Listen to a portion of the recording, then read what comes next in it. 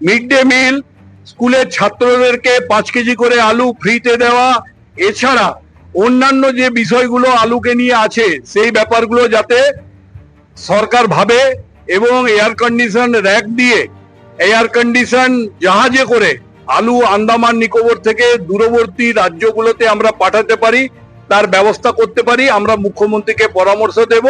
নমস্কার, আপনারা দেখছেন ইন্ডিয়া পটেটো নিউজ। আজ মেদিনীপুর জেলার শালবনী আলু ব্যবসায়ী সমিতির ৪র্থতম রক্তদান শিবির ও বিধায়ক সংবর্ধনা অনুষ্ঠান আয়োজিত হয় শালবনীর পূর্ণিমা কোল্ড স্টোরেজে।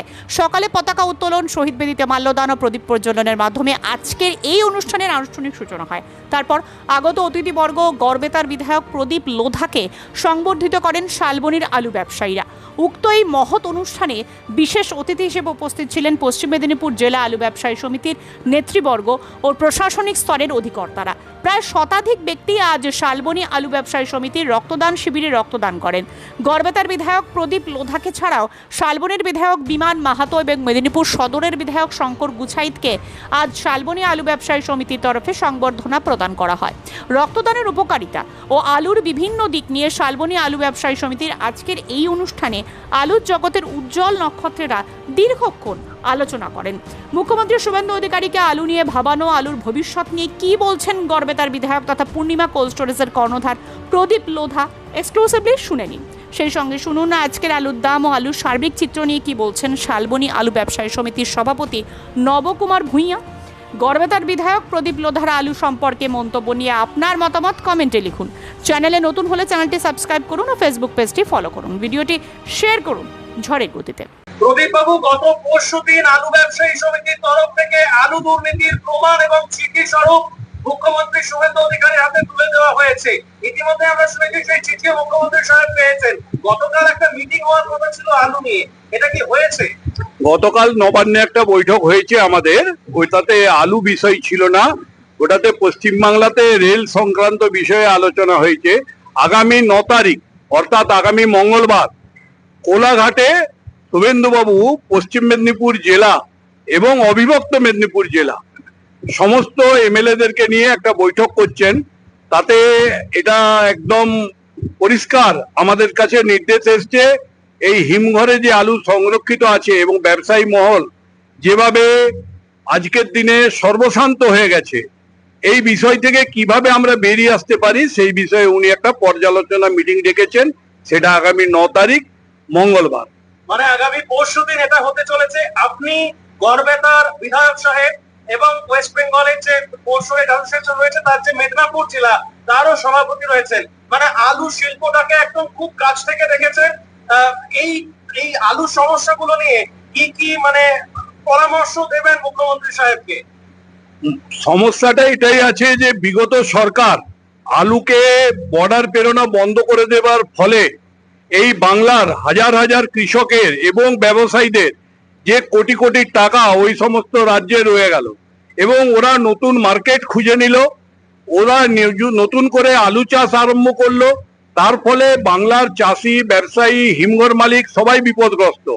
আমরা নতুনভাবে চাইছি, যেহেতু বিভিন্ন পার্শ্ববর্তী রাজ্যগুলো আমাদের সরকার, উড়িষ্যা আমাদের সরকার, আসাম আমাদের সরকার, বিহার আমাদের সরকার, মধ্যপ্রদেশ, ছত্তিশগড়, যেখানে যেখানে বাংলার আলু যেত, আমরা ওই সমস্ত সরকারদের সাথেও আলোচনা করছি যাতে আমাদের এখানকার আলুকে আমরা যেন তেন প্রকারে হিমঘরগুলোকে 31শে ডিসেম্বরের মধ্যে খালি করে সমস্ত আলুকে নিকাশি করতে পারি এবং হিমঘরে সংরক্ষিত আলু ন্যূনতম একটা মূল্য, যেটা 7 টাকা কেজি বন্ডের দাম যেন হয়, তার জন্য আমরা প্রচেষ্টা করছি। কারণ না হলে কৃষক এবং ব্যবসায়ী দুই শ্রেণী সমাপ্ত হয়ে যাবে। আচ্ছা, এর সাথে সাথে মানে ধরুন সরকার আলু কেনার জন্য কি ভাবছে, নাকি এটা পরশুদিনের মিটিং না হলে বলা যাবে না?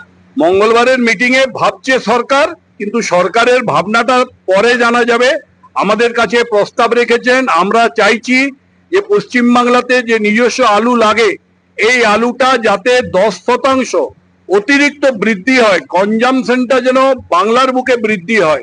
মিড ডে মিল, স্কুলের ছাত্রদেরকে 5 কেজি করে আলু ফ্রিতে দেওয়া, এছাড়া অন্যান্য যে বিষয়গুলো আলুকে নিয়ে আছে সেই ব্যাপারগুলো যাতে সরকার ভাবে এবং এয়ার কন্ডিশন র্যাক দিয়ে এয়ার কন্ডিশন জাহাজে করে আলু আন্দামান নিকোবর থেকে দূরবর্তী রাজ্যগুলোতে আমরা পাঠাতে পারি, তার ব্যবস্থা করতে পারি। আমরা মুখ্যমন্ত্রীকে পরামর্শ দেব এবং আশা করি মুখ্যমন্ত্রী মানবিক মুখ্যমন্ত্রী, এই মুখ্যমন্ত্রী কৃষি এবং কৃষকদের সমস্ত দুঃখ এবং তাদের সমস্যা বোঝেন। অতএব এই সমস্যার সমাধান করতে আমাদের মুখ্যমন্ত্রী মানবিক দৃষ্টিভঙ্গি নেবেন।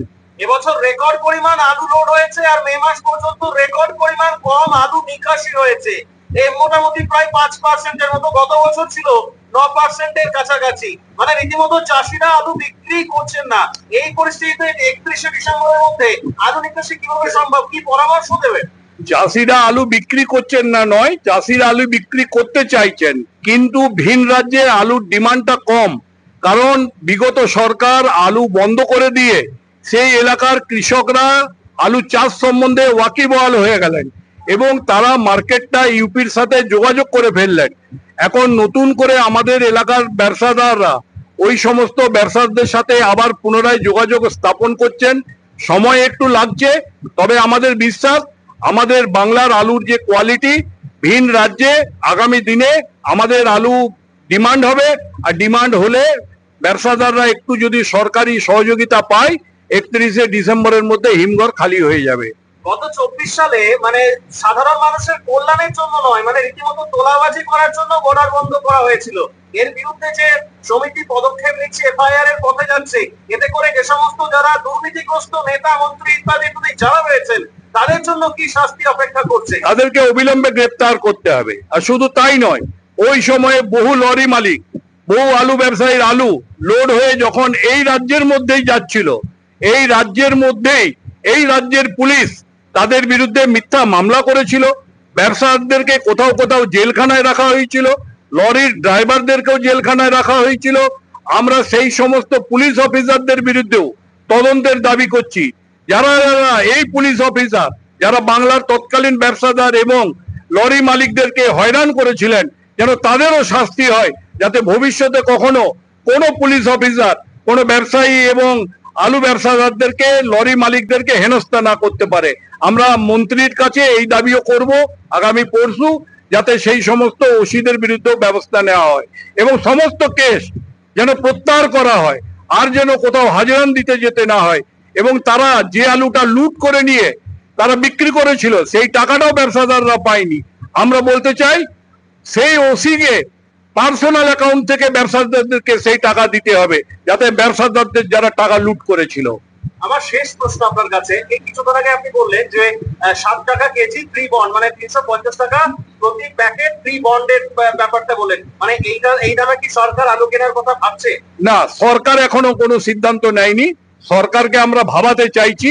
আমরা আগামী মঙ্গলবার সরকারকে ভাবাবো যে বাংলার কৃষক এবং ব্যবসায়ীকে বাঁচাবার জন্য সরকারকে একটা পদক্ষেপ অবশ্যই গ্রহণ করতে হবে এবং সেই পদক্ষেপ গ্রহণ যদি না হয়, তাহলে 2026 সাল এবং 2027 সাল দুটো বছরই ব্যবসায়ী এবং চাষি সর্বশান্ত হয়ে যাবে।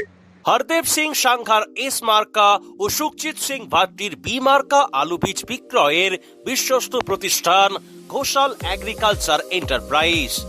দীর্ঘ 1 দশকেরও বেশি সময় ধরে প্রতিটি কৃষকের বিশ্বাসের আরেক নাম ঘোষাল এগ্রিকালচার এন্টারপ্রাইজ।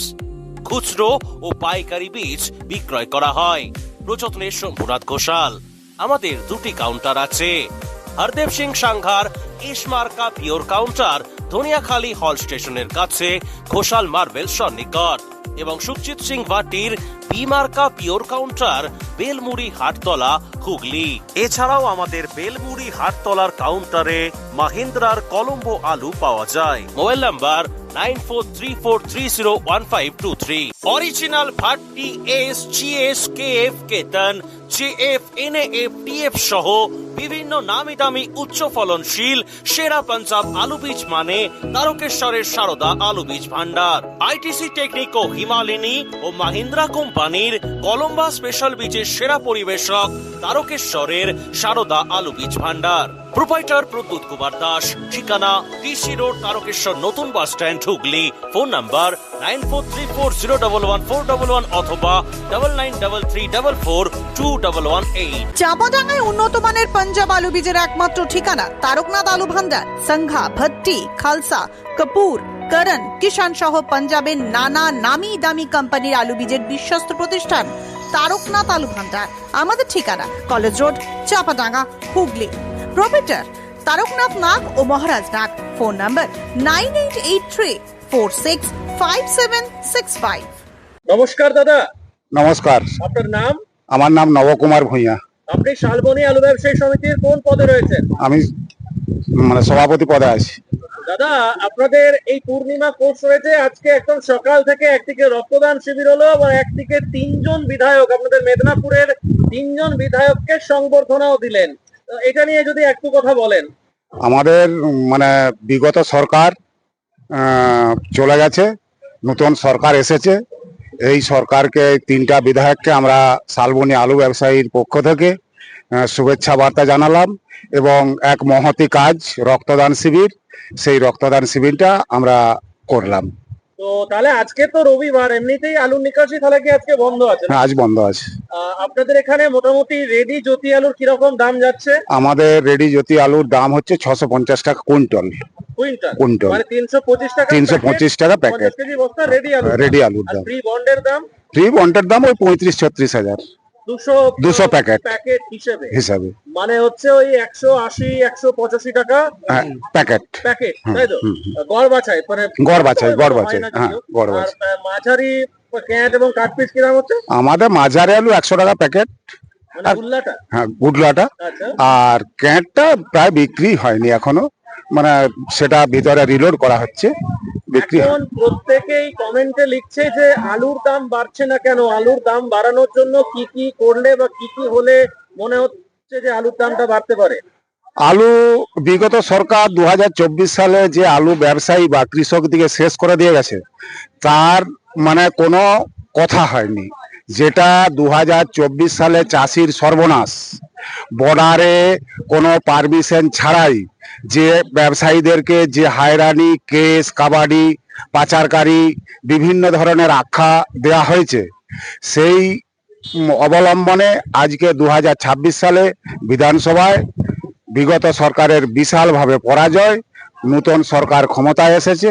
দেখা যাক উনি কি করতে পারেন, সেই আশায় আমরা থাকবো। আমি বলছি আলুর দাম বাড়ানোর জন্য কি কি করা উচিত বলে মনে হয়? এখন আলুর দামটা কিভাবে বাড়বে? এই যে চাষিরা কমেন্টে লিখছে আলুর দাম বাড়ছে না, আলুর দামটা কিভাবে? আলুর দাম বাইরে যদি পাঠানো যায়, বিভিন্ন ধরনের, যেটা আমাদের আনুষ্ঠানিকভাবে আমাদের গড়বেতার বিধায়ক সম্মানীয় প্রদীপ বাবু বললেন, যে ওই সকল জায়গায়, আন্দামান বা বিভিন্ন জায়গায় যদি আলু পাঠানো যায়, তাহলে হয়তো আলুর দাম কিছুটা হলেও বাড়তে পারে, এই আশা রাখছি। আর আলু এবছরে আপনাদের কটা স্টোরে আলু লোড হয়েছে? মানে শালবনী? আমাদের শালবনী 4টা স্টোরে লোড হয়েছে আলু, প্রায় 15,70,000 প্যাকেট। গত মাস মানে মে মাস অব্দি কেমন নিকাশি হলো? মে মাস অব্দি আলু নিকাশি হয়েছে, আমাদের লোড হয়েছিল 15,70,000, আলু নিকাশি হয়েছে 1,10,000 প্যাকেট। গত বছরের তুলনায় কম না বেশি? গত বছরের তুলনায় কম। 2024 সালে যখন বর্ডার বন্ধ ছিল, এই মেদিনীপুরের ধরুন গড়বেতা, চন্দ্রকোনা, আপনাদের শালবনী, এই সমস্ত এলাকার গাড়িগুলো যখন উড়িষ্যা যাচ্ছিল, আপনাদের মোকামে এমন কোনো ব্যবসায়ী রয়েছে নাকি যার কাছ থেকে রীতিমতো কাটমানি নিয়েছে বর্ডারে আলু পার করানোর জন্য? এখন ব্যাপার হচ্ছে কাটমানি তো নিয়েছে, কিছু কিছু আলু যারা কাটমানি নিয়েছে তারা পের করেছে। সরকার, বিগত সরকার কাটমানি তো খেয়েছে, আবার অকথ্য মিথ্যাচারী কেসও দিয়েছে। হ্যাঁ, বর্ডার ঘেরে শুধু ভিন রাজ্যে নয়, এই থানার থেকে ও থানা নিয়ে যাওয়ার সময়ও যেগুলো আমাদের লোকালে বিক্রি হয়, ধরুন বিভিন্ন জায়গায়, মেদিনীপুরের মধ্যেই অকথ্য জায়গায় আমাদের গাড়িগুলোকে আটকে দিয়ে অযথা হায়রানি, কেস, কাবাডি লোকালেও করা হয়েছে। এই অনুষ্ঠানে সম্প্রচারিত সমস্ত বক্তব্য বক্তাদের নিজস্ব ব্যক্তিগত মতামত। এই অনুষ্ঠান বাজারের নির্ধারক নয়। অনুগ্রহ করে ব্যবসায়িক পদক্ষেপের পূর্বে নিজের বিচার বুদ্ধি কাজে লাগিয়ে সিদ্ধান্ত নিন। আলু রাখা বাজারগত ঝুঁকি সাপেক্ষ। আলু রাখার পূর্বে ইন্ডিয়া পটেটো অ্যাপ থেকে বিগত বছরের লোডিং আনলোডিং রিপোর্ট ও তার পরিপ্রেক্ষিতে আলুর দামের ওঠানামা দেখে নিন। আলুর সব খবর এখন একটা অ্যাপেই। আলুর প্রাত্যহিক বাজার দর, আলুর সর্বভারতীয় বাজার দর, আলুর সকালের বাজার দর, লোডিং আনলোডিং রিপোর্ট, বিগত 10 বছরের আলুর তথ্য, সারা ভারতবর্ষের 20,000 আলু চাষী ও ব্যবসায়ীদের তথ্য এখন আপনার হাতের মুঠোয়। প্লে স্টোর থেকে আজই ডাউনলোড করুন India potato market rate app. 2012 সাল থেকে প্রতি মুহূর্তে আপনার সঙ্গে।